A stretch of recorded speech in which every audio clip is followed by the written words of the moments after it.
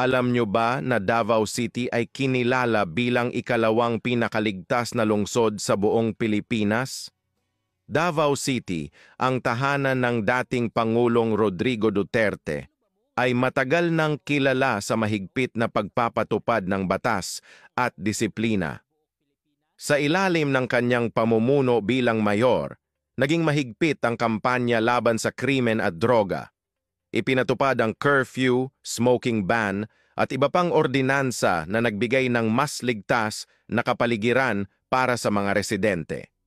Dahil dito, unti-unting bumaba ang kriminalidad at mas nakilala ang Davao bilang isang lungsod na maayos, disente at may disiplina.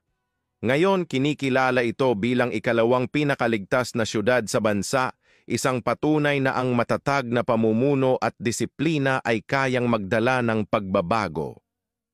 Davao City, isang ehemplo kung paano nagiging posible ang kaayusan at kaligtasan sa ilalim ng matatag na liderato.